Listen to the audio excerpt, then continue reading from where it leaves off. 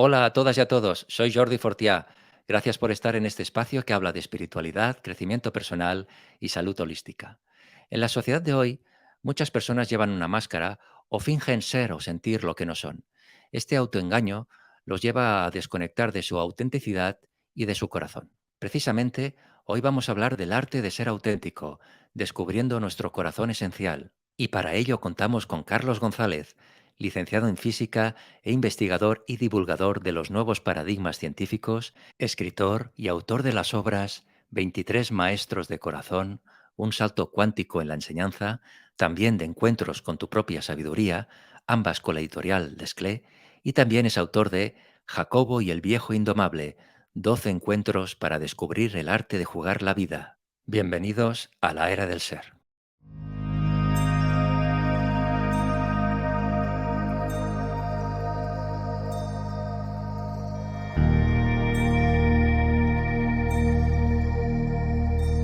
Carlos González, bienvenido a la era del ser. Gracias por estar aquí, Carlos. Gracias por invitarme. Hombre, es un honor, un privilegio, Carlos, de verdad, ¿eh? Hacía mucho tiempo que no nos veíamos y para mí es un privilegio que estés aquí con nosotros. Gracias. Gracias, muy amable.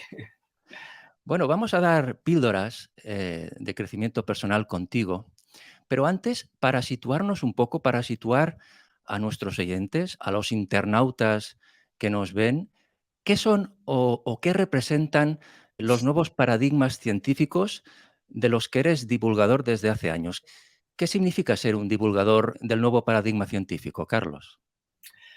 Bueno, a ver, primero significa un atrevimiento, porque a ser nuevo, digamos, pues en el ambiente académico no está extendido, salvo en una sección, ¿no? Curiosamente.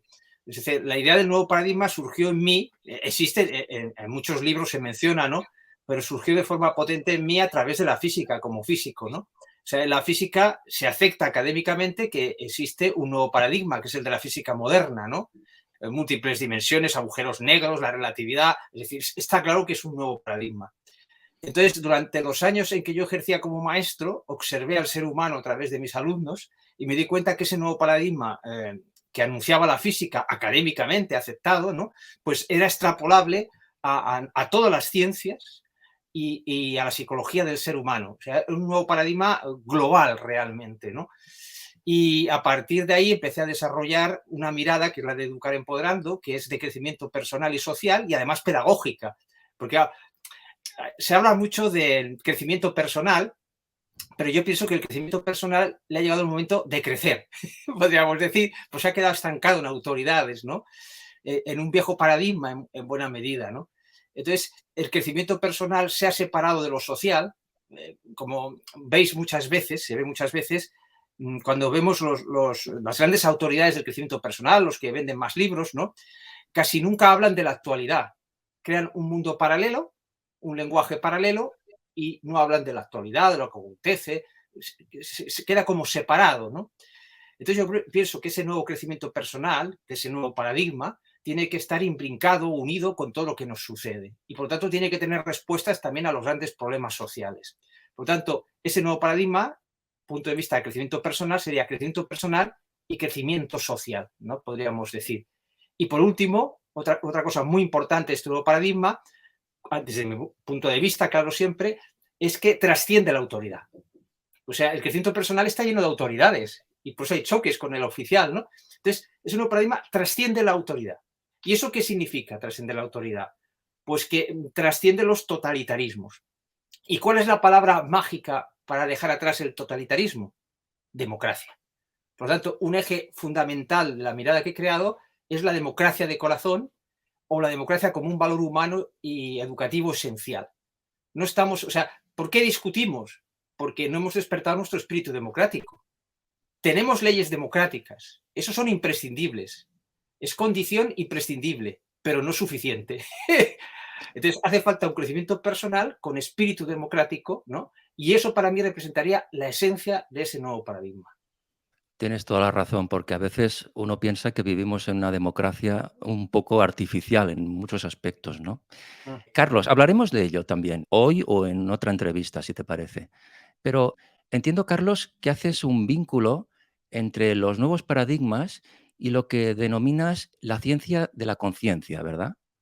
Sí, o sea, ese nuevo paradigma, por ejemplo, hay un dato fundamental, siempre refiriéndome a la física moderna, de alguna forma, porque es el primero que ha desembarcado, hay uno de los principios de la física moderna, de la cuántica, es esa intervención del observador en lo observado. Es un carisma del nuevo paradigma. El observador interviene en la observación, ¿no? Los físicos van descubriendo leyes, pero las consecuencias filosóficas la mayoría no quiere aceptarlas, ¿no? Porque trascienden su campo y hemos compartimentado en campos. Entonces, es muy importante el papel del observador. ¿Y qué es el observador? Pues es la conciencia del observador. Realmente lo que está observando es la conciencia. Entonces, la ciencia, digamos, del viejo paradigma, la imperante en casi todos los campos, realmente no sabe lo que es la conciencia. Bueno, es que es muy difícil, tampoco es que yo lo sepa en última instancia, pero sí tiene una gran limitación, la ciencia oficial, podríamos decir, que es creer que la conciencia emana de la materia. Es consecuencia del materialismo. La ciencia ha avanzado muchísimo a través del materialismo, pero es una mirada, digamos, que está agotada. Cuando una mirada está agotada, en física lo conocemos perfectamente, cuando ya no da más, cuando requiere mucho esfuerzo avanzar. Entonces, claro, en la neurociencia hay unos límites cuando se trata de averiguar qué es la conciencia. Entonces, claro, si tú trasciendes el materialismo, que es lo que hace el nuevo paradigma, la conciencia es previa a la materia. El por qué tiene que ser así. Bueno, es que son miradas diferentes, ¿no? Porque una tiene que ser más verdadera que la otra. Pues es muy simple, porque el mismo viejo paradigma llega a su propio límite, en su propio lenguaje llega a su propio límite. Si decimos que nuestra conciencia como seres humanos emana de la materia, de los átomos que estamos hechos, entramos en un absurdo lógico, porque al alimentarnos, nosotros cambiamos los átomos, todos los días vamos cambiando nuestros átomos. Nuestras neuronas no tienen los mismos átomos siempre. Es decir, la materia cambia constantemente. Nuestro cuerpo permanece con la misma forma porque hay una información, pero la materia entra y sale constantemente. Por lo tanto, es imposible, desde el viejo paradigma, se sería un nuevo, es imposible que la conciencia emana de la materia. Pero esa educación en autoridades hace que tú repitas el conocimiento sin cuestionarlo.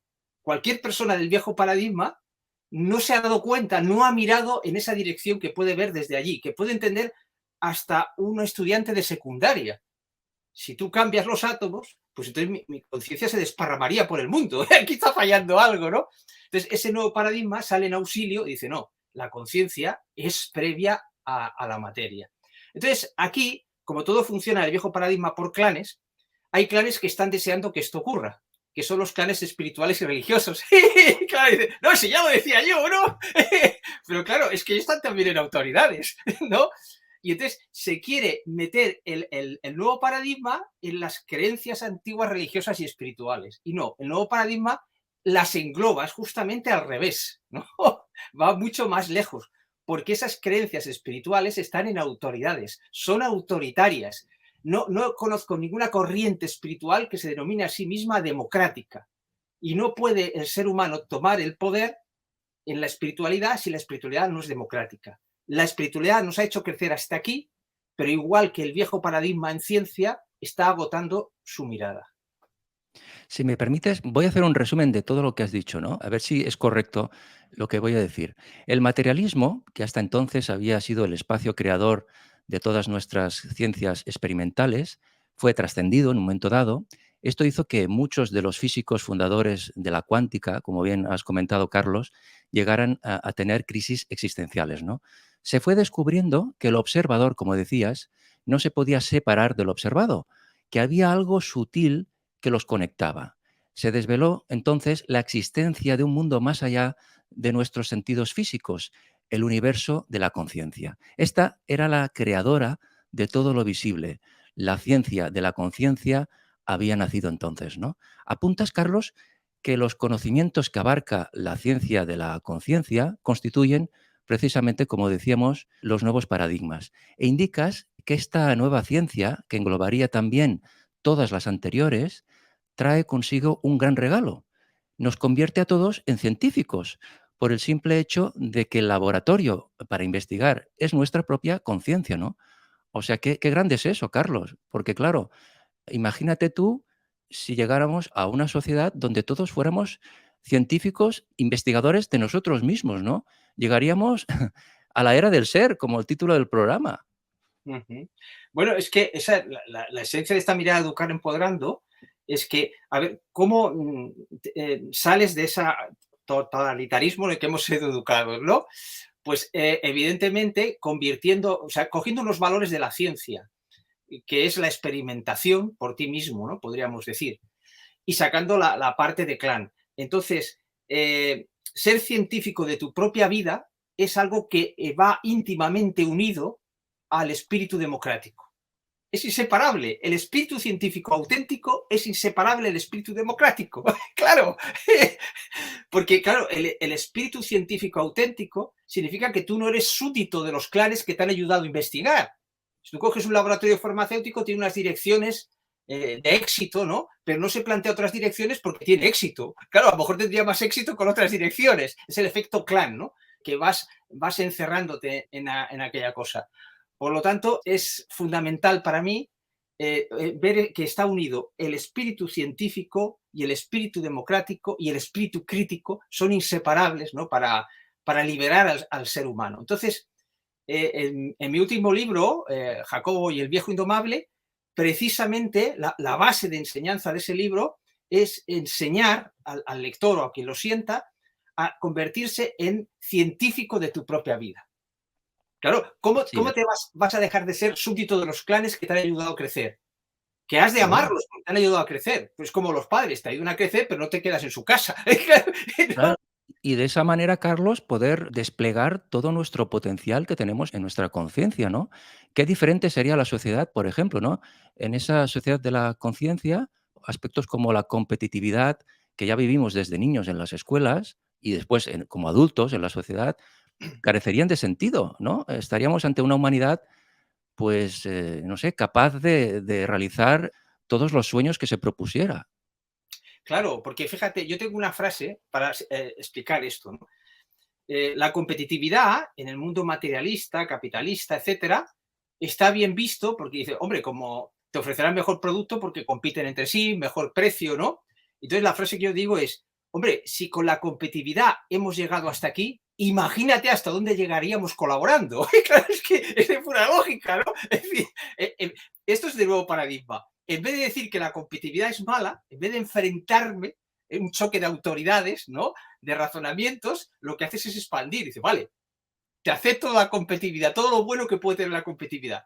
Pero claro, si nos vamos a la colaboración, aún tendrá mucho más bueno por pura lógica, porque en vez de desgastarte en competir, colaboras, ¿no? Entonces, esto es muy importante en el nuevo paradigma, desde mi punto de vista. Por eso decías, Carlos, que el crecimiento personal, según tu punto de vista, es inseparable del crecimiento social. Efectivamente, cosa que echo de menos vamos, casi todos los libros de crecimiento personal están en el viejo paradigma, ¿no? Y sobre todo se nota, porque fíjate, la guerra que ha ocurrido, la pandemia, ¿no? Que esas autoridades del crecimiento personal que tienen superventas, es que no he oído que comenten nada de eso. O sea, la gente está sufriendo, tiene problemas, pues es el momento de decir, todo esto del crecimiento personal, ¿cómo se aplica en lo social? ¿Cómo se convierte en crecimiento social? Y luego, para mí la segunda alfabetización es llevar el crecimiento personal a la educación, ¿no? Bueno, pues entonces, ¿cómo vas a hacer crecimiento personal, a la educación, sin hacer crecimiento social? Claro, es que no tiene sentido, ¿no? Entonces, son cosas que está claro, como con la física moderna, que venían. No es que sea una idea mía, es que están ahí llamando a la puerta. Yo simplemente he abierto la puerta, digo, he sentido, mira, está llamando a la puerta y he abierto la puerta, ¿no? Pero yo pienso que trasciende mi trabajo. Es una cosa que está ahí y está empujando. Precisamente, Carlos, me gustaría que nos explicaras, porque tú estuviste 24 años dando clases de matemáticas, de física, en institutos, en escuelas, ¿no? ¿Qué es lo que provocó en un momento dado de tu vida que decidieras dejar tu trabajo como profesor dentro del sistema, digamos, oficial, ¿no? La educación oficial, el sistema oficial, para empezar emprender un nuevo camino como divulgador profesional que eres ahora? ¿Qué es lo que ocurrió? ¿Qué sentiste? Bueno, pues sentí, a ver, hay una imagen en Educar Empoderando que lo describe perfectamente. Uno crece en las circunstancias y en las creencias que habita. Habitamos circunstancias y habitamos creencias, las dos cosas, ¿no? Entonces yo fui creciendo, intentando aplicar el crecimiento personal y social en clase, todas estas, aprendiendo de mis alumnos, la naturaleza humana, cómo es la educación, cómo se inyectan cosas y creencias limitantes a través de la educación, no solo la mía, sino la de los padres con los que hablaba también, y veías cómo el efecto de las creencias de los padres podía limitar a los alumnos, crear problemas, en fin, tras todos estos años de estudio y de aprendizaje. Entonces, lo que ocurre es que tú, dentro de esas circunstancias y de las creencias que tú vas generando para vivirlas, estás como dentro de un huevo, las circunstancias y las creencias. Y como un pollito vas creciendo, vas creciendo, vas creciendo, y entonces tocas la cáscara por dentro, ¿no? Y entonces llega el momento decisivo, que yo llamo, que se puede resumir en esta frase: aquí no hay quien viva. Y claro, porque has crecido más allá del tamaño de tus creencias y de tus circunstancias. Eso le ocurrirá a todo el mundo, pero el ejemplo este es muy importante, me parece mejor que otros ejemplos, porque significa lo siguiente, significa que las creencias en las que has crecido y las circunstancias las amas porque son las que te han hecho crecer, pero no aceptas que te limiten tu crecimiento. Te ayudan a crecer, pero en un momento, entonces tienes que romper la cáscara por dentro. Entonces, si yo quiero ayudar a alguien a evolucionar, le doy nutrientes para que crezca dentro de sus creencias y sus circunstancias. No le rompo la cáscara por fuera. Resumiendo, yo noté que en ese momento tenía que romper la cáscara, no solamente de mis creencias, en el sentido de que tenía que ampliarlas, escribir cosas, y necesitaba un tiempo completo para poder investigar y poder redactar las cosas, ¿no? El tiempo de clase no me lo permitía, y rompí la cáscara y nací a un nuevo huevo. Si estaba en uno de gallina, ahora estaba en uno de avestruz, ¿no? Y bueno, pues era toda una experiencia, porque entrar en esa amplitud era una experiencia. Y así empezó la mirada de Educar Empoderando. Es decir, tus propias evolución te empuja a cambiar. O sea que, de alguna manera, Carlos, dejaste de trabajar en el sistema educativo oficial para poder ser auténtico contigo mismo, ¿no? De alguna manera, por respeto a tu propio ser. Sí, bueno, digamos que, a ver, la autenticidad es algo muy profundo, pero cuando intentas conectar, tú buscas un sentido a tu vida, ¿no? Y el sentido de la vida es fundamental, porque el último misterio no lo resolvemos nunca, ¿no? Pero sí podemos saber qué anhelos o qué sueños queremos cumplir. Cuando yo rompo la cáscara, aparte de no poder respirar ahí ya muy bien, ¿no? Es que mis sueños no se podían cumplir dentro de ese huevo. Necesitaba un huevo más grande, ¿no? Para cumplir mis sueños y mis anhelos. Y claro, cuando los anhelos son profundos, están íntimamente unidos con nuestra identidad. O sea, una identidad esencial, profunda, no asume sueños o anhelos que no empaticen con ella. Por lo tanto, como es muy difícil definir nuestra identidad esencial, ¿no? Es tan profunda, sí podemos conocer rasgos de esa identidad esencial cuando exploramos nuestros sueños y anhelos esenciales. Es decir, para mí no es un sueño, pues yo qué sé, como decían algunos alumnos, querer ser futbolista para ganar mucho dinero. Eso es un estado de necesidad, no es un sueño a los que me refiero, ¿no? Digamos, es otro tipo de sueños, ¿no? Y cuando esos anhelos ves que vienen de una cierta profundidad, ¿y por qué lo sabes? Porque te empujan a cometer aparentes imprudencias. Evidentemente era una imprudencia, una aparente imprudencia, dejar mi sueldo fijo y mi empleo fijo. Y claro, es el sueño empujándote a arriesgarte a ver qué pasa, ¿no? Y muchos diciéndote, no lo hagas, ¿no? Porque te quieren proteger. Pues ese es el impulso de la vida, del crecimiento personal, que es el mismo impulso de la vida que hay en un pollito cuando rompe el huevo. Porque, Carlos, ¿en qué consiste exactamente el arte de ser auténtico? Bueno, a mí me gusta mucho emplear la palabra arte más que conocimiento. Verás por qué. Va íntimamente unido con la democratización de ese conocimiento, ¿no? Claro, la instrucción, ¿qué es recibir? Es recibir el conocimiento enlatado, ¿no? Y ya está, y tú no puedes aportar nada, ¿no? Entonces, claro, si tú quieres una educación que contempla a las personas como astros con luz propia, esas personas en el conocimiento que reciben tendrán que aportar algo. Entonces a mí me gusta hablar del arte de aprender. La palabra arte significa que necesitas unas técnicas como el pintor.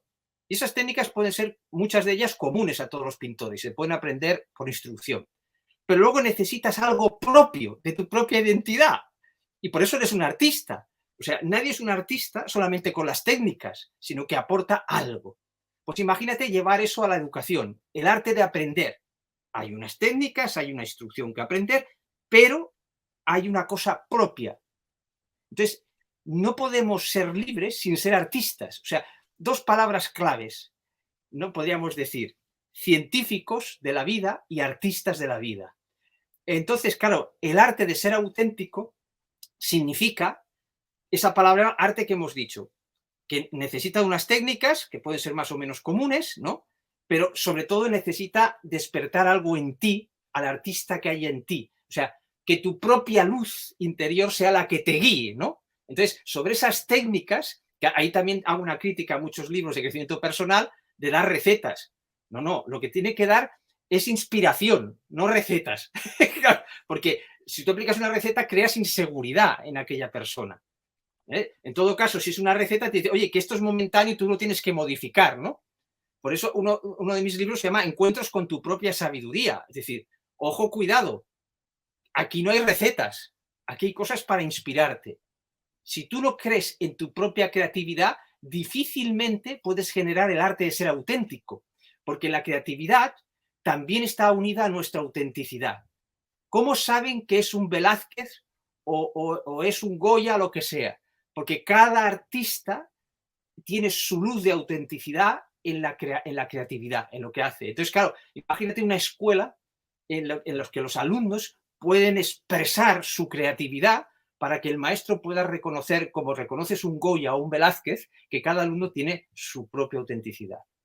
O sea que el ser auténtico, de alguna manera, Carlos, es reconocerse a uno mismo como un ser único y confiar en uno mismo, confiar en la sabiduría que cada uno tenemos en nuestro interior, en nuestros propios dones.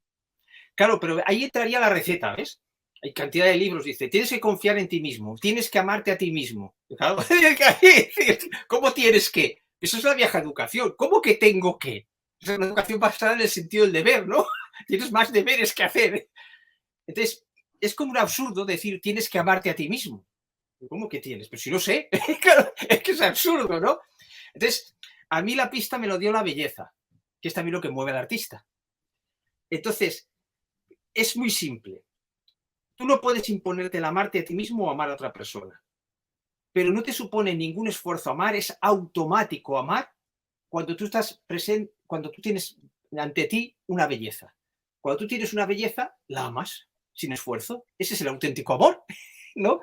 Por lo tanto, lo que hay que buscar no es directamente el amarte a ti mismo, sino lo que hay que buscar es tu belleza interior, dar pistas, dar inspiración para que cada uno encuentre su propia belleza interior. Entonces, cuando tú sientes tu propia belleza interior, ya te amas sin condiciones, porque lo bello merece ser amado. Por lo tanto, muy importante este paso también en el nuevo paradigma, ¿no? El amor no se impone, el amor es consecuencia de sentir la belleza. Y de todo ello hablas en tu libro, como decías, Encuentros con tu propia sabiduría, de la editorial Desclés de Brouwer. Ujú. Claro, entiendo yo, como decías antes, ¿no? Lo que estamos hablando. Por eso es tan importante realizar nuestros sueños, ¿no? Va vinculado con nuestra propia belleza interior. Claro, un artista quiere crear su arte, ¿no? Pues el arte de todo ser humano está reflejado en sus sueños y sus anhelos. Claro, pensemos eso, es decir, tenemos una idea de artista limitada, ¿no? Artista el que pinta, el músico, el no sé qué, ¿no? Artista el que cumple sus sueños, sean cuales sean sus sueños. Porque si es su sueño, no puede hacerlo con recetas, tiene que serlo a través de su propia arte, de su propia luz, ¿no? Podríamos decir. Muy importante esto. Por lo tanto, hay como unas palabras clave en todo el discurso que estoy dando, como puedes ver, ¿no? Que, para que no nos perdamos, que sería pues espíritu científico, espíritu crítico, espíritu democrático, belleza. Son como unas palabras claves a mi modo de ver de ese nuevo paradigma. Precisamente, Carlos, divulgar estas posibilidades, ahora que hablamos de sueños, ¿no? Que proporciona pues el nuevo paradigma, ¿no? Esta sociedad de la conciencia de la que hablamos, pues entiendo yo que constituye una parte fundamental de tus propios sueños, ¿no? Y fue lo que te impulsó a escribir tu obra 23 maestros de corazón, un salto cuántico en la enseñanza, de la editorial Desclée. Basada en esta obra surgió esa fantástica película documental Entre Maestros, en la que como profesor muestras a unos alumnos cómo llevar a la práctica la formación de crecimiento personal y social que lleva por nombre Educar Empoderando, ¿no? Carlos, eres el creador de Educar Empoderando, una formación de crecimiento personal, como decimos, y social, que trata de trascender nuestra educación en autoridades para así poder liberar nuestra creatividad de influjo de los clanes en los que hemos sido educados, ¿no? Conseguir la autoestima en nuestro ego y sentir nuestra propia identidad como seres únicos, entre otros objetivos, ¿verdad? Sí, efectivamente. O sea, porque claro, aquí hay un problema que a veces nos perdemos en el lenguaje, ¿no? Es lo que decía, parece que llegas a alguna parte, pero el lenguaje tiene trampa, porque hay que tener en cuenta una cosa, para mí muy importante, de educar empoderando, lo que llamamos las octavas de las palabras, ¿no? De educar empoderando. Yo me di cuenta que muchos dramas y conflictos que están dos personas discutiendo es que hay una palabra clave que tienen un significado diferente para las dos. No se dan cuenta. Eso sí, en educación dices, oye, ¿cuál es la palabra clave de esta discusión? A ver qué entiende cada uno por esta palabra clave. Entonces, la evolución, el crecimiento personal y social se mide por el significado de las palabras. Un ejemplo clarísimo que siempre pongo porque es contundente, ¿no? A mi modo de ver. La palabra mujer no significa lo mismo la palabra mujer en la Edad Media que ahora. Y ahora mismo no significa lo mismo la palabra mujer aquí y ahora que con los talibanes. El sonido es el mismo, que sea en cada idioma, ¿no? Pero el significado es diferente. Por lo tanto, nos comunicamos a través de las palabras. Por lo tanto, el significado que damos a las palabras mide nuestro crecimiento personal y social. Por lo tanto, es importantísimo darse cuenta de este detalle.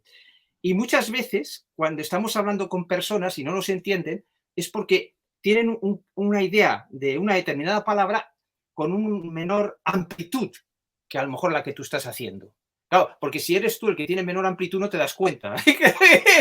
No se trata de crear jerarquías ni que uno es más listo que el otro, ¿no? Es que la amplitud de la palabra, claro, si tú entiendes por mujer una cosa reducida como lo entiende un talibán, pues no puede entender de esa caja de pensamiento, de esa idea de mujer, no puede entender la idea de mujer que tenemos en los países occidentales. Es imposible. Eres tú que tienes que hacer el esfuerzo para entender al talibán. Entonces, las octavas de las palabras es muy importante para democratizar, para convertir en realidad ese espíritu democrático.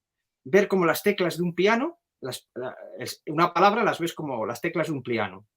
¿Por qué le llamo octavas? Porque cada 7 notas se vuelve a reproducir la misma nota con una frecuencia más aguda, ¿no? Entonces, la palabra mujer para un talibán sería una frecuencia grave, mujer. Entonces vas subiendo, la siguiente octava es más fina.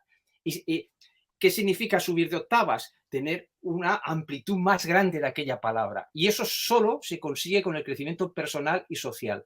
Muy importante, no se puede llevar una constitución democrática a un país que no está preparado. Hemos visto los grandes fracasos. Entonces, hay que pasar de un dictador duro a un dictador blando. Yo creo en la evolución, no en la revolución. No paradigma, no cree en la revolución, porque la revolución es dar la vuelta y al final terminan mandando otros pero haciendo lo mismo, ¿no? Entonces, ¿qué pasa? La evolución significa que nadie sobra. Es un acto de amor. Nadie sobra. Esa persona tiene que evolucionar. Esa persona machista, tú tienes que protegerte de ella legalmente, esto no va en contra de nada de esto, ¿no? Es un paso más allá, pero tienes que tener en cuenta que tienes que darle nutrientes para evolucionar. Acusándole de machista, por ejemplo, no te va a entender, porque está en otra caja, en ese tema está una octava inferior a la tuya. Por lo tanto, tienes que entrar en su huevo, otra vez la imagen del huevo, y darle nutrientes para que crezca como machista. En vez de criticarle por ser machista, Es un acto de amor, de evolución, del nuevo paradigma. No consigues nada con decirle que es un machista. No. Mira Claro, cómo piensa y tarde o temprano, tú sabes cuando consumes el huevo, cuando ves que tus creencias entran en contradicción. Entonces, al querer ser machista en un momento dado, dice, es que esto no tiene sentido. Y él mismo se da cuenta él y mismo se rompe va a dar todo. cuenta, claro. Claro, esto es importante que sea entendido, ¿eh? Porque hay personas que piensan que es que estoy protegiendo a los machistas. No, estoy protegiendo al ser humano en su evolución, ¿no? Eso, las medidas punitivas y defensas, eso por supuesto. Pero si Claro. queremos que el mundo cambie, tiene que ser por evolución, no por revolución. Todos tenemos nuestra belleza interior y tenemos que conectar con esa belleza, ¿no? Permíteme, porque el término empoderamiento humano abarca una extensa gama de significados, ¿no? Las interpretaciones de este concepto, así como sus definiciones, provienen de distintas disciplinas que van desde la psicología y la filosofía hasta las ciencias de la motivación y automotivación. Asimismo, a nivel general, el empoderamiento se refiere al proceso por el cual se aumenta la fortaleza espiritual, educativa, política, social o económica de los individuos y las comunidades, con el fin de impulsar cambios positivos en las situaciones en las que viven. En este sentido, el empoderamiento generalmente implica en el beneficiario el desarrollo de una confianza en sus propias capacidades y acciones.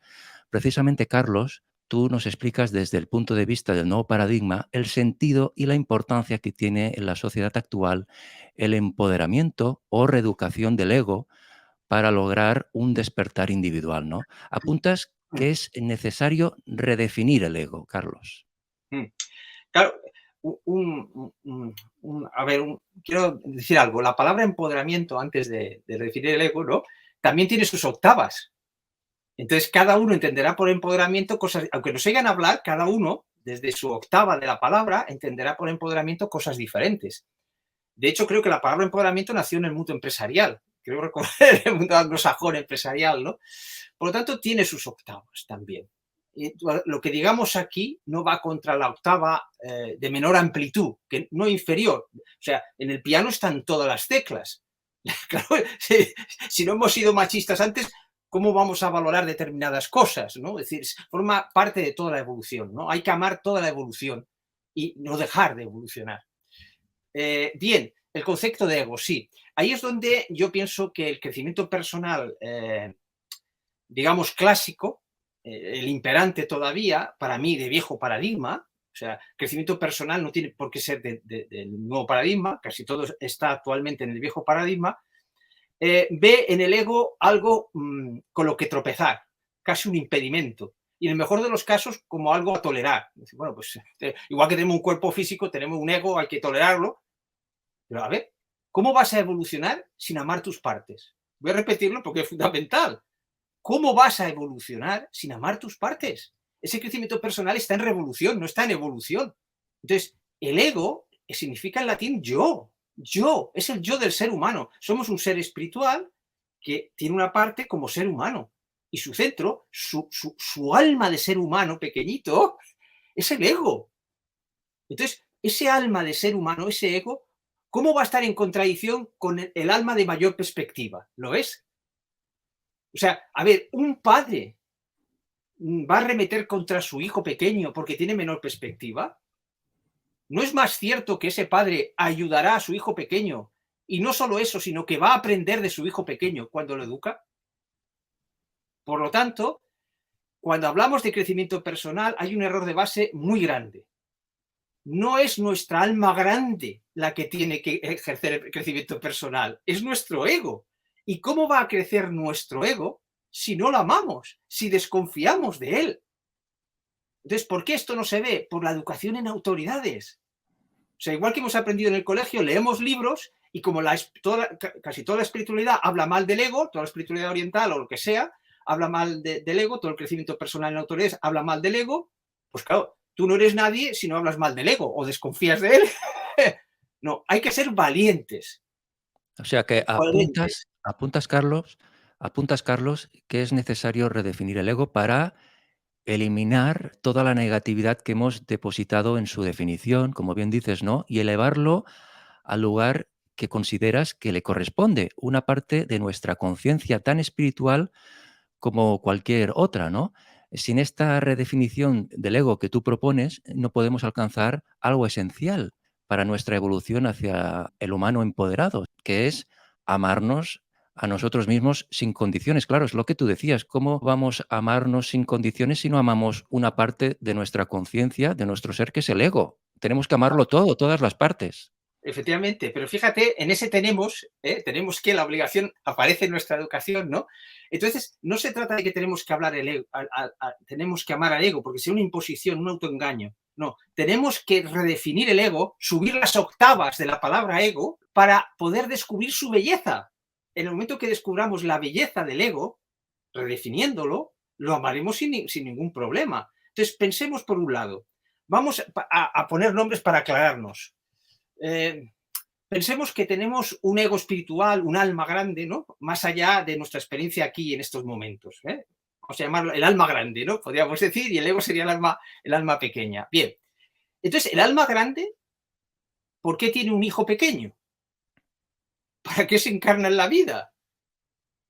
No tiene sentido que el ego vaya a una escuela donde le instruyen y ya está. Pero si el alma grande ya conoce todo aquello, el alma grande no puede crecer si solamente instruye al ego, ¿no? Entonces, el proceso es justamente al revés. El alma grande crea el alma chiquitita, crea el ego, porque y crea un viejo paradigma, crea los dramas, etcétera, para poder conocerse mejor a sí misma, poder conocer sus potenciales, poder aprender, poder crecer.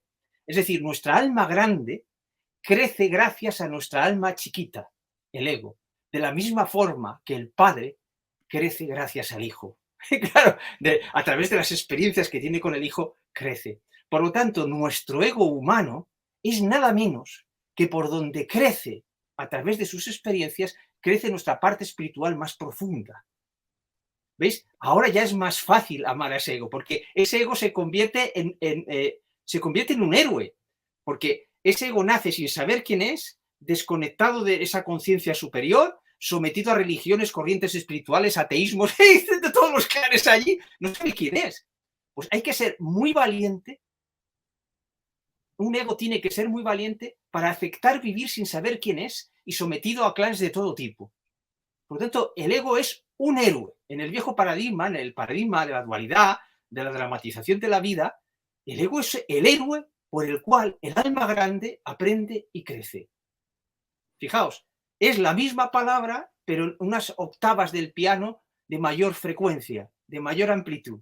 Y al redefinirlo desde esta belleza, pues lo amas sin esfuerzo. ¿Cómo no vas a amar al héroe? O sea, que venga un ser superior, un alma, que no tenga dificultades, que no se haya olvidado de quién es, pues ¿cómo va a crecer? A mí siempre se me ocurre, por ejemplo, una cosa característica para la cual el alma grande necesita el ego, para descubrir ese color del arco iris del amor que es la compasión.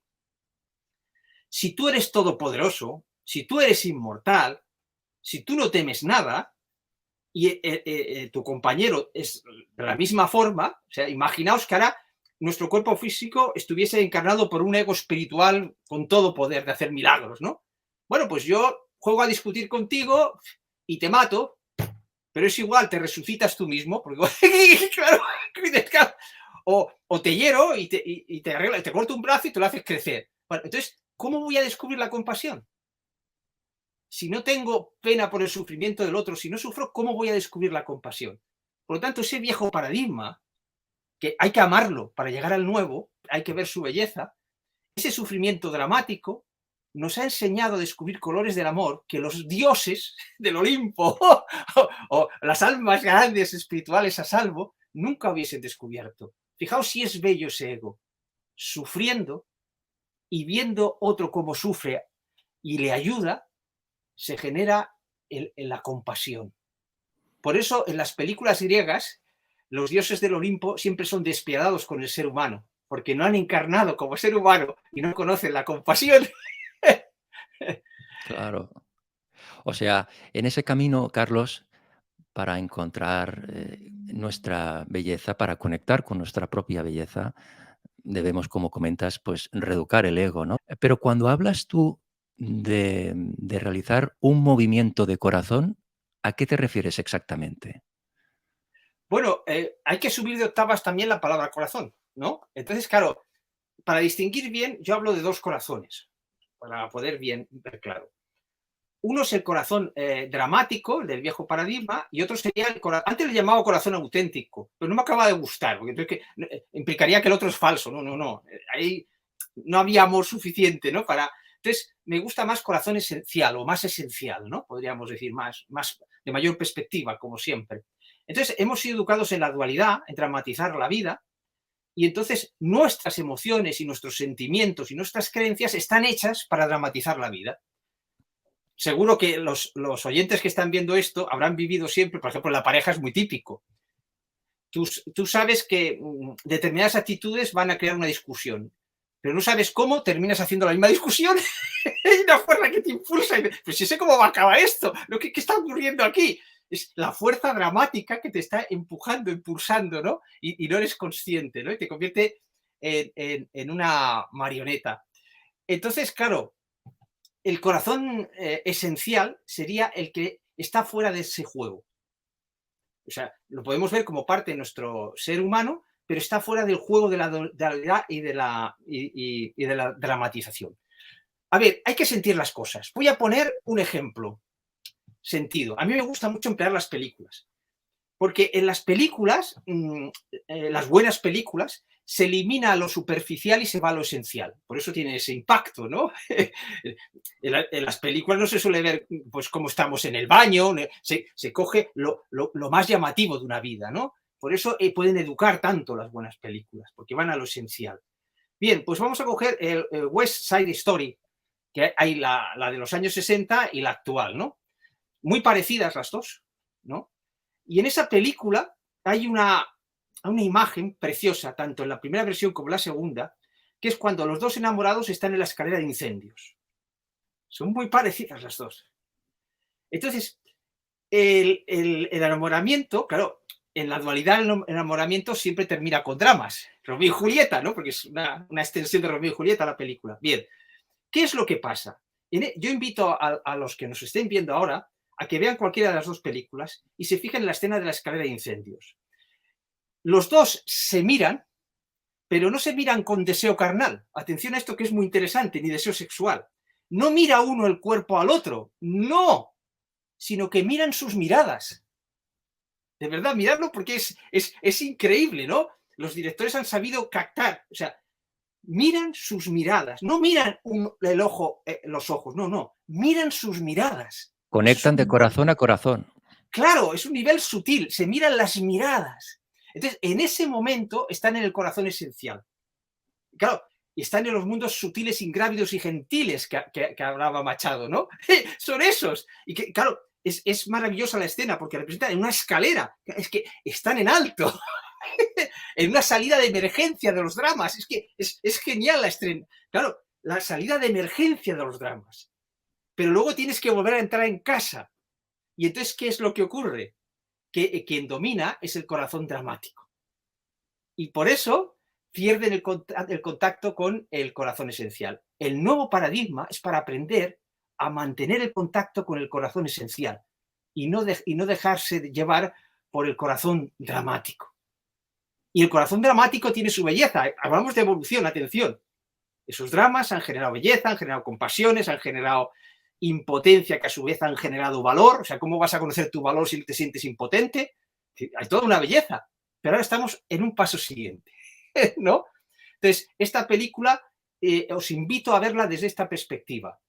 Mirad cuándo está activo el corazón esencial, el que está fuera del drama, el que sientes una felicidad increíble y el corazón dramático, ¿no? Claro. Y hablando de películas, Carlos, cuando te conocí hace ya muchos años, siempre vi un paralelismo con aquella fantástica película que a mí me marcó la adolescencia, ¿no? El Club de los Poetas Muertos, que Ujú. seguro que recordarás. El profesor Keating, que interpretaba Robin Williams, pues yo te veía a ti en esa manera, otra manera de educar, ¿no? Lo que propones tú, ¿no? El nuevo paradigma. Y te veía encima de una mesa explicando a los alumnos, ¿no? Desde otra perspectiva, una nueva mirada. Ese personaje de cine, cuando yo te veo, te escucho, siempre veo un paralelismo entre ese personaje y contigo, ¿no? Bueno, cierro el paréntesis, ¿no? Profesor Keating, Carlos González. Yo creo que Bueno, esa película también te gustó en su momento, ¿no? Estamos hablando de una película de a finales de los años 80. Marcó una representa, generación. claro, pero representa el contraste del antiguo paradigma. Es fantástico el ejemplo para que se vea la diferencia. El antiguo paradigma tiene belleza, está lleno de belleza. Pero ¿por qué termina dramáticamente? Porque se vive desde el corazón dramático. El Club de los Poetas Muertos, antiguo paradigma. En el nuevo se diría el Club de los Poetas Vivos. ¿Por qué los alumnos no pueden crear poesía? Están Claro. incorporando. Entonces, claro, tiene una belleza y un crecimiento dentro del huevo. O sea, es un crecimiento dentro del huevo del viejo paradigma. Entonces, se le vuelve todo en contra al profesor porque no tiene en cuenta el caminar sin enemigos. En el nuevo paradigma se camina sin enemigos. Entonces, claro, hay una escena preciosa en el que tienen un libro de texto que está hecho por un profesor de esa vieja escuela, ¿no? De literatura, y entonces les manda a arrancar una hoja, ¿no? Y esa escena es deliciosa porque los más atrevidos lo arrancan enseguida, los otros dudan, ¿no? Es una obra magistral del cine, por supuesto, ¿no? Entonces, claro, a arrancar esa hoja se enteran las autoridades del colegio y terminan echándoles. Entonces él es un profesor revolucionario y acaba como todos los revolucionarios. O destruye lo antiguo o es destruido por lo antiguo. Entonces, claro, el nuevo paradigma es evolución. Entonces, el nuevo paradigma diría, pues yo qué sé, en esta escuela he llegado hasta aquí, con lo que he aprendido ahora salgo y me voy a otra, donde vaya a ser más útil, Claro, ¿no? pero el profesor Keating, desde mi perspectiva, aunque lo echan al final de la escuela, él pone la semilla en todos esos alumnos. O sea, Correcto. no es un fracaso en absoluto, No, no, porque totalmente de él, acuerdo. él pone las semillas en esos alumnos que son muy jóvenes, son alumnos adolescentes, y que ellos van a desarrollar su vida, esa evolución, con esa semilla que han adquirido a través de ese contacto con ese profesor. Sí, pero ¿qué es lo que le duele más al profesor? ¿Qué es lo que le duele más? Que se le suicida un alumno. Claro, Y es precisamente porque él está viviendo el amor. El amor siempre es auténtico. O sea, eso de que el amor siempre es auténtico, lo que pasa es que tiene octavas. Está viviendo el amor dramático. Entonces, esas semillas que pone es para que los alumnos crezcan dentro del antiguo paradigma. O sea, no hay contradicción. Claro, es que si tú no llegas hasta la cáscara del huevo, no puedes romper el huevo. Por lo tanto, esa película sigue siendo súper útil. Lo que pasa, aquí hablamos del siguiente paso. Y no existiría siguiente paso si no hubiese profesores como él que hoy en día se están enfrentando al sistema. Honrar a los profesores que se enfrentan al sistema. Pero lo que yo propongo es el siguiente paso. Somos un equipo. Fíjate, somos un equipo. Desde el machista al que lucha contra el machismo. Somos un equipo porque formamos parte de la misma humanidad. Todos estamos en crecimiento. Eso, claro, como en dualidad nos llama a la revolución, el enfrentar el bien al mal, la luz a la oscuridad, pero claro, el nuevo paradigma, la luz no es la que acaba con la oscuridad. La luz en el nuevo paradigma es la que revela en la oscuridad la belleza que hay oculta. Es tremendamente diferente. Pero para ello, antes tienes que haber vivido que la luz lucha contra la oscuridad. así es, Carlos. Y recomiendo fervientemente que todas las personas que nos ven, que nos escuchan, vean tu película Entre Maestros, porque se te ve a ti en acción, digamos, ¿no? El Carlos González, profesor, haciendo entender, el educar, empoderando a esos alumnos, ¿no? Todo el proceso, todas las cosas que pasan, ¿no? Es un documental, una película muy bonita, plenamente de actualidad, Carlos. Hace unos años que se grabó, que se distribuyó, Se grabó en el 2011, 13. unos 10 años, Sí, sí, porque pero que está plenamente de actualidad y que creo que está online. La gente puede visualizarla, online, ¿verdad? La película. sí, sí, está libre en YouTube, en mi canal y en muchos más, porque además el espíritu de la productora era eso, de dejarla libre, ¿no? Para que pudiese llegar a todo el mundo.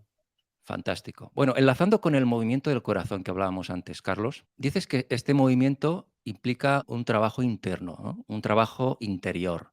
Ujú. Mm, Para toda la gente que nos está escuchando y nos ve, ¿qué pasos debemos seguir para realizar ese trabajo interno que nos lleve a ese movimiento de corazón? Bueno, Pues primero, claro, te tiene que guiar un sentir propio, ¿no? El arte de ser auténticos, podríamos decir. Entonces, lo primero que recomiendo es el striptease integral, no me sale la palabra, bueno, el desnudo integral, ¿no? El desnudo integral disfrutándolo, ¿no? Como podría ser en el sexo, ¿no? Que vas desnudando. ¿Y en qué consiste el desnudo integral dentro del crecimiento personal del nuevo paradigma y social? Pues muy sencillo. Buscamos la identidad más esencial, ¿no? Porque si digo auténtica parece que la otra no lo es. Vamos a poner la identidad más esencial, ¿no? Para que quede menos combativo la cosa, más evolutiva. Bien, pues entonces, como no tenemos capacidad de definir esa identidad esencial, no tenemos la capacidad para definirla, pero sí podemos sentirla.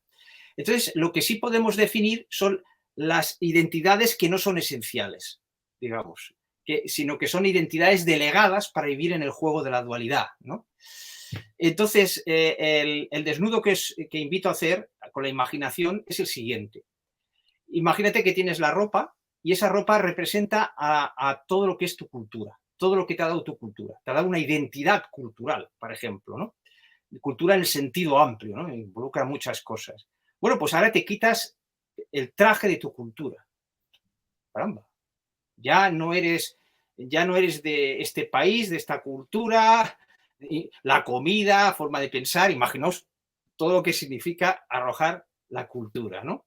Muy bien, y ahora te quedas en ropa interior. Bueno, ¿y qué es esa ropa interior? O sea, el anterior era el clan cultural. La palabra clan es clave. Ahora esa ropa interior representa al clan familiar, que no es, claro, ¿por qué ropa interior? Porque está más en contacto con la piel, ¿no? Está más profundo. Entonces, fijaos que ese clan familiar te ha dicho que eres, en mi caso, eres Carlos González. Claro, es que te ha dado el apellido. Es tremendo. Cuando dice, ¿quién es usted? Fulanito de tal. Claro, pero si te quitas la ropa interior, ¿quién es usted? Ostras, pues no lo sé. Claro, ese es el desnudo integral. Que en la mente dices, si me quito la cultura y me quito la familia, no sé quién soy. Entonces, claro, si tú no sientes quién eres más allá de la cultura y de la familia, serás manejado por los clanes culturales y los clanes familiares, ¿no? Ahí podemos sumar otros clanes, los ideológicos, los religiosos, también formarían parte de ese ropaje, ¿no? Entonces, claro, si tú no te quitas la ropa de los clanes que te han ayudado a crecer, es imposible que tú sientas tu propia identidad, que tú accedas a tu corazón esencial. Porque, claro, no es posible, a mi modo de ver, definir esa identidad esencial, pero sí es posible sentirla. Y para ello, lo que no me gusta la palabra receta, lo que sugiero es que trabajes con la imaginación y el sentir, el desnudarte. En tu caso, ¿qué clanes tienen más poder sobre ti? ¿Y quién serías tú? ¿Cómo sería tu identidad? Quitando esas identidades delegadas, digamos que son como identidades delegadas, ¿no? O máscaras que tú tienes para sobrevivir dentro de esos clanes. Y eso es lo que yo recomendaría. Claro, porque muchas veces, Carlos, caemos en el autoengaño, ¿no? Miramos mucho para afuera y hacemos como una autoimagen, una identidad que no corresponde con nuestro verdadero ser, ¿no? Creamos una identidad que no corresponde con nosotros, ¿no? Y eso pasa mucho, ¿no? Y como tú dices, ¿no? ¿Quién soy yo? ¿No? Si me quito todas las capas que he ido acumulando de creencias, de lo que me han dicho desde fuera, de lo que yo he captado de los medios, ¿no? Si quito todo eso, me quedo con el huevo, ¿no? Que decías, ¿no? Que la esencia Mm. soy yo, ¿no? Me quito todo eso, eso es un trabajo que hay que hacer. Pero no hay que verlo en dualidad. Atención a esto. Por ejemplo, vamos a ver, imaginemos que la dualidad es un baile de disfraces y vamos todos disfrazados con la máscara, ¿no? Etcétera. Entonces lo puedes ver como haría la dramatización de la vida, la dualidad. Es decir, pues nada, hay que combatir las máscaras, hay que no sé qué, no sé cuánto. Pero si tú, a ver, ¿cómo vas a entender por qué tienes máscara si odias tener máscara? No, Claro, claro, claro, es hay que que sería amar un absurdo. hay que amar todas esas capas que hablamos Claro, de claro, hay que amarlas porque forman parte también pero de nosotros. no hay que amarlas como imposición, sino que, ¿cuál es el truco? Ver la belleza, Claro. descubrir la belleza, porque la belleza es el último sentido. La belleza es el último sentido, repetiré esta frase. Claro, porque te lleva al sentir profundo. Entonces, te pondré un ejemplo. Imagínate un esclavo en una plantación de algodón. Todo el día tiene que hacer lo que le dice el amo. Bien, a pesar de eso, tú coges dos esclavos y haciendo la misma labor verás cosas diferentes en ellos. Porque claro, cuando tú te pones la máscara, al final la luz de tu esencia penetra también en la máscara. Lo que pasa es que no sabemos reconocer en la máscara la luz de nuestra esencia. Que claro, educar empoderando, nos fijamos en la belleza de la máscara, ¿no? E intentamos reconocer la luz. En cambio, ¿qué hace la dualidad?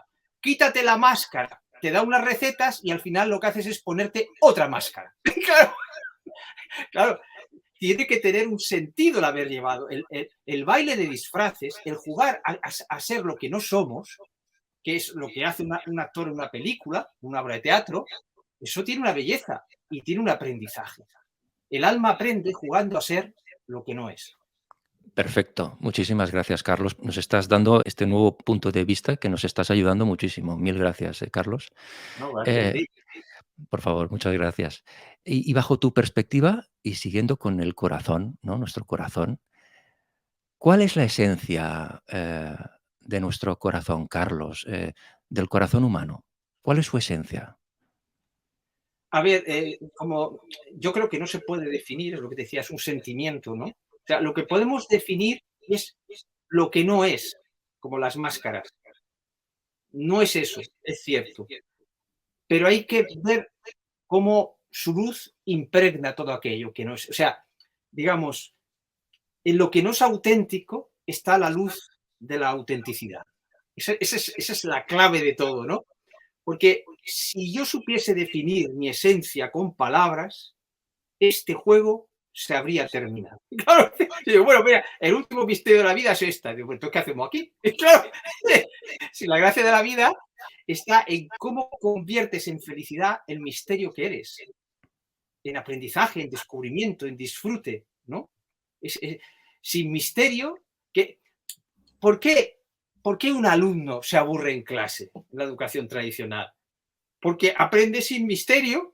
Claro, bueno, mañana toca esta lección y la otra toca. Pues claro, eso es aburridísimo. Entonces, no tiene sentido vivir sin el misterio de la vida. Por lo tanto, el que no podamos definir nuestra autenticidad es lo que da la belleza, el sentido de la belleza a la vida y lo que nos otorga la valentía de vivirla. Como hemos comentado, estamos comentando en esta entrevista maravillosa con Carlos González, hemos dicho que la autenticidad no nos la dan nuestras creencias, por bellas que sean, sino un sentir profundo que nos conecta con nuestra auténtica identidad. Y ese sentir se encuentra en nuestro corazón también más profundo, ¿no? Más auténtico, más esencial, ¿no? Pero, Carlos, ¿cómo puede cada uno descubrir su corazón esencial? ¿Cómo puede uno conectar con ese corazón auténtico que todos poseemos? A ver, descubriendo cómo funciona la dualidad y las máscaras, descubriendo cómo funciona el ego, pero desde el amor, es decir, desde el descubrimiento de la belleza. Hay una película que siempre recomiendo, que es Belleza Oculta o Belleza Colateral, depende de los países, ¿no? Que es del Smith, del actor este de Hollywood que ha habido el escándalo, ¿no? Pues parece que se llama Belleza Oculta. Es maravilloso, porque resume de lo que estamos hablando. Es un matrimonio que ha perdido un hijo y para él ya la vida no tiene sentido, ¿no? Hasta que descubre que en medio del drama hay una belleza oculta. O sea, aprender a ver la belleza oculta en medio del drama, en medio de las circunstancias, en medio de las dificultades, es lo que nos permite conectar con el corazón esencial. Comprender todo lo que hemos descubierto gracias a los dramas es lo que nos va a permitir trascender los dramas. Fijaos, la palabra trascender es muy bonita. Claro, trascender no significa que lo viejo te estorba, significa que lo has comprendido, que has extraído la enseñanza y la experiencia y vas al paso siguiente. Por lo tanto, es amando la dualidad, amando los dramas, como yo me voy a liberar de los dramas y voy a poder sentir ese corazón auténtico que sin duda existe dentro de nosotros. Mantener la conexión con él requiere un trabajo. Claro, para que no nos pase como en la película de como en Romeo y Julieta, ¿no? Entonces, educar empoderando sería pues toda una serie de miradas e ideas y perspectivas para lograr mantener esa conexión el mayor tiempo posible. Si la pierdes, no te lamentas, porque al haber tenido ya esa conexión, tú sabes que también hay belleza en el corazón dramático y en la dualidad. Y en ese despertar individual del que estamos hablando, hablas también en tus obras del equipo armonioso que debe formar la mente y el corazón de la persona, ¿no? La esencia de tu película documental, que decíamos antes, Entre Maestros, que tú protagonizas, ¿no? La esencia sería que todos somos fuentes de conocimiento e inspiradores unos de otros, ¿no? ¿Qué es lo que nos hace únicos a los seres humanos, Carlos? Bueno, primero fíjate, hay una serie de ideas que también van en autoridades y nos hemos dado cuenta, ¿no? Porque no sabemos que, aparte de seres humanos, qué otros seres hay con conciencia, ¿no? O sea, a ver, hay un gran misterio que yo pienso que por lo menos hay que pronunciar aquí, ¿no? Que es en el momento que trascendemos el materialismo, ¿no? Entonces, y vemos que somos conciencia y que nuestro cuerpo físico va cambiando y la conciencia permanece, el gran salto evolutivo que va a tener la humanidad es descubrir qué ocurre después de la muerte. Esto está clarísimo. ¿Qué ocurre? Liberarnos de corrientes religiosas, espirituales y desde la ciencia de la conciencia. Entonces, claro, seguro que vamos a descubrir que hay múltiples dimensiones en las que nuestro ser vive, ¿no? Seguro. Ya hay libros de personas que se han muerto un rato y han vuelto y su ego continuaba en esas dimensiones extracorpóreas, ¿no? Por lo tanto, es que es lógico, si hemos creado un ego y una conciencia, ¿por qué se va a extinguir? ¿No? Es que no tendría ningún sentido, ¿no? El esfuerzo.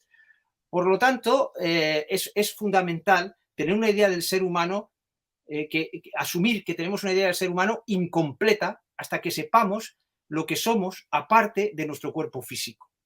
Tal vez en esas otras dimensiones tengamos otro tipo de cuerpos, ¿no? Entra la especulación científica, ya no dogmas religiosos y espirituales, especulación científica, espíritu científico. ¿Eh? Pero claro, no se puede estudiar la vida después de la muerte desde una ciencia materialista. Tenemos que ir a la ciencia de la conciencia, ¿no? Y hay muchos datos. Entonces, claro, la belleza del ser humano está incompleta porque claro, es un gran misterio. Decía Unamuno, dice, a mí me inquieta más no el morir, sino el nacer. A mí eso, cuando lo leí de adolescente, dice, claro, porque me inquieta saber no saber lo que era antes. Y claro, pues es verdad, ¿no? O sea, todo el mundo pensando en la muerte, ¿no? Claro, o sea, estamos entre dos grandes interrogantes. ¿Qué había antes? ¿Qué hay después? Eso nos otorga la belleza genuina del ser humano que conocemos, que es la valentía. Venir a un mundo sin saber quién eres, someterte a una cultura y someterte a una familia, que fíjate, si en esa lotería, entre comillas, te toca una familia de talibanes, imagínate tú, ¿eh? El otro día vi un documental sobre Chechenia, ¿no? Y entonces, las mismas maestras que educan a las niñas son las que ejercen el machismo. O sea, decían que no pueden mirar al hombre a la cara, que tienen que bajar la mirada. Cuando entran sus compañeros, las niñas se levantan, y eso lo decía la mujer. Por lo tanto, está claro que está en las creencias limitantes, no en el sexo el problema, ¿no? Entonces, hacer esos diagnósticos de forma más certera y no repetirlos en autoridades es también lo que va a dar brillo al ser humano. Es decir, el ser humano es ante todo un valiente, porque es capaz de vivir el misterio de lo que es y enfrentarse a él. Apuntas, Carlos, que lo que nos hace únicos no son nuestras creencias, como comentas, ¿no?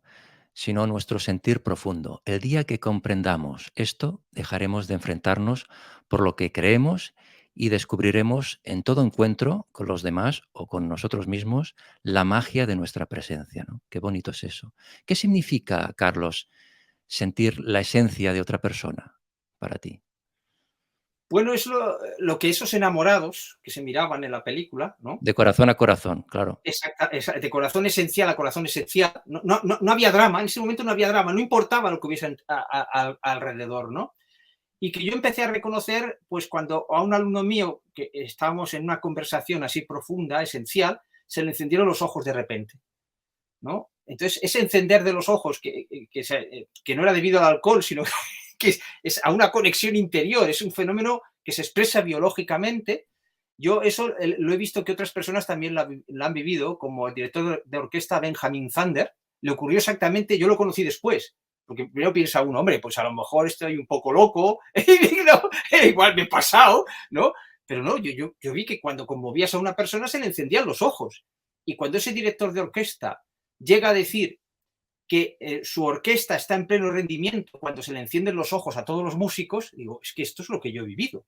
Claro, vivir como astros con luz propia, y biológicamente esa luz propia aparece en la mirada, ¿no? Es realmente curioso. O sea, de alguna forma, de alguna manera, la biología nos limita, pero no nos limita tanto como para que nuestra luz, nuestra esencia, no aflore a través de ella, ¿no? Eso sería para mí fundamental.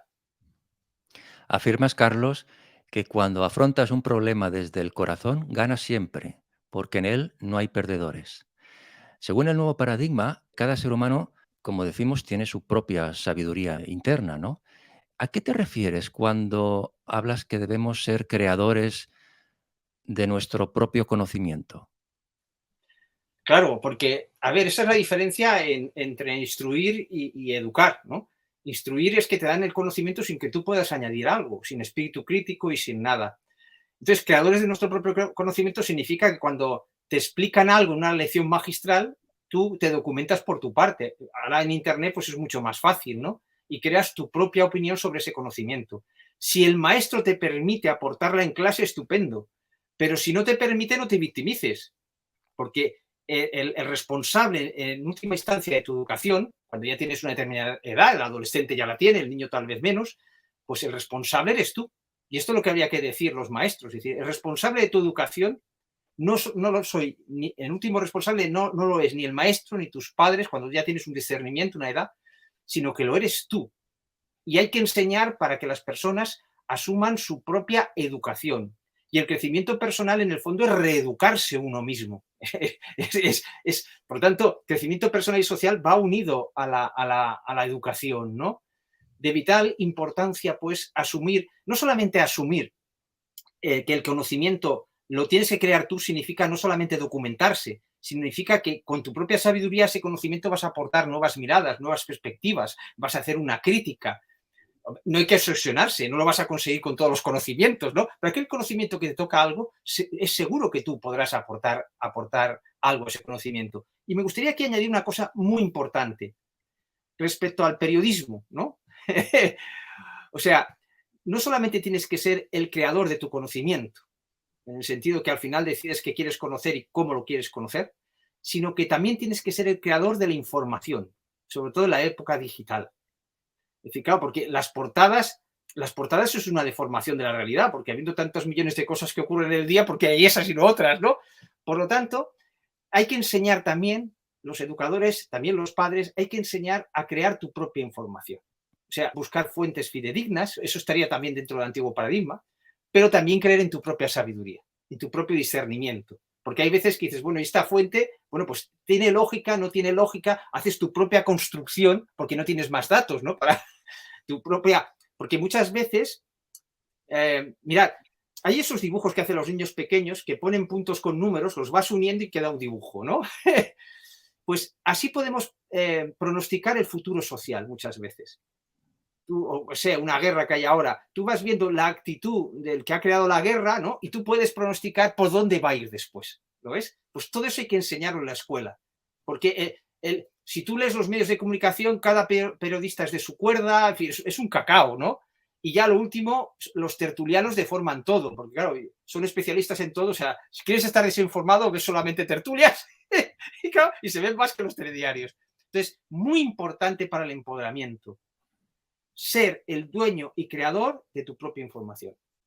Claro, lo que estamos hablando en esta entrevista, ¿no? En ese camino hacia el encuentro de nuestra propia sabiduría. Hay que educar para ser sabios, ¿no? Conectar con nuestra sabiduría. Está claro, Carlos, que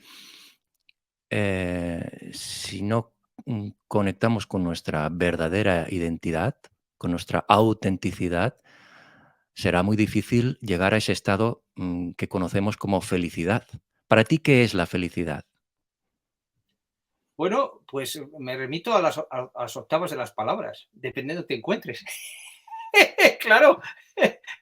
Pues mira, para felicidad, yo que sé, el Estado Islámico, felicidad era alcanzar el paraíso para aquellas personas, ¿no? Hay una anécdota muy curiosa, que cuando los soldados americanos en Irak encontraban muertos del Estado Islámico, en algunos encontraron lencería de París, lencería cara que llevaban dentro del uniforme. Y bueno, ¿por qué se han comprado esta lencería femenina, ¿no? Dentro del uniforme. Y por fin se averiguó con los prisioneros por qué. Porque sus creencias les decían que iban a ir al paraíso porque estaba en una guerra santa y que tendrían no sé cuántas mujeres, ¿no? Y querían llevar la lencería. Su idea de felicidad estaba limitada a su cajita, donde podían pensar, ¿no? Por lo tanto, definir la felicidad es tan imprudente como definir cualquier palabra esencial. Va evolucionando, ¿no?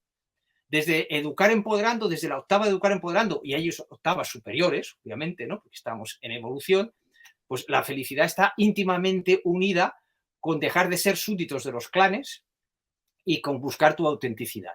Sí, claro, desde educar empoderando, mi felicidad no la tiene que decir un clan religioso, como en el caso del Estado Islámico, ¿no? O un clan ideológico, también quien la felicidad la busca en su ideología, en que gane su ideología, ¿no? ¿no? Hombre, no. Entonces, claro, eso es, esa es una falsa felicidad, no. Esa es una felicidad de determinada frecuencia. Es importante que las palabras no choquen. Por lo tanto, la felicidad tiene determinadas frecuencias, determinados colores, como lo queréis ver la metáfora, ¿no? Y cada uno, al ir creciendo personal y socialmente, va aumentando su perspectiva de la felicidad. Sería horroroso ser completamente feliz, porque entonces no buscarías octavas superiores de la felicidad. Claro, imagínate que vas al paraíso y bueno, es lo que decía del misterio de la vida, estás en el paraíso, entonces, ¿qué sentido tiene vivir? Por lo tanto, progresas en felicidad, pero siempre tiene que haber una parte de insatisfacción, como existe en el científico. Si no hay insatisfacción, no descubre nuevas leyes, es que está clarísimo. Por lo tanto, la auténtica felicidad desde este octanaje tiene que involucrar que exista también una parte de infelicidad, porque es la que te permite el crecimiento. Lo que está claro es que ser auténtico es un paso esencial para ser feliz o alcanzar ese estado que se conoce como feliz, ¿no? Y lo que tú dices, todos en la vida tendremos momentos, pues, de bajón o momentos que tendremos que aprender de esos bajones, que hay que aprender de los malos momentos, porque en el fondo, también nos proporcionan sabiduría, ¿no? Para seguir evolucionando, ¿no? Apuntas, Carlos, que sentir la belleza y desarrollar nuestro propio sentido de la felicidad son 2 ingredientes imprescindibles para comprender, amar y celebrar la vida. Carlos, ha sido un placer tenerte hoy en la Era del Ser, conversar contigo en esta entrevista. Hemos aprendido muchísimo y, por favor, me gustaría seguir realizando nuevas entrevistas y seguir profundizando en ese nuevo paradigma y seguir dando pues píldoras a los que nos siguen, ¿no? Para que entre todos sigamos creciendo y evolucionando, ¿te parece? Me parece, gracias y te deseo un feliz viaje en este camino que se ha abierto, ¿no? En el que, por lo que veo, tienes mucha libertad. La libertad a veces significa mucho mayor trabajo, porque tienes que hacer muchas más cosas tú mismo, ¿no? ¿Eh? Pero la libertad merece la pena. La libertad de ser tú mismo en este canal de YouTube, en este trabajo que estás haciendo, el tener tu propio medio, ¿no? Para mí es tu viaje a la autenticidad y lo bonito es que cuando uno hace un viaje a la autenticidad como tú, siendo periodista, siendo divulgador, invitas a que los demás también lo hagan. Gracias por ello. Gracias a ti, Carlos. Y otro día hablamos de tu nueva obra, Jacobo y el viejo indomable, 12 encuentros para descubrir el arte de jugar la vida. Me encantará hablar de tu nuevo libro, Carlos. Será un placer. Muchas gracias. Muchísimas gracias, Carlos. Hasta pronto. Hasta pronto.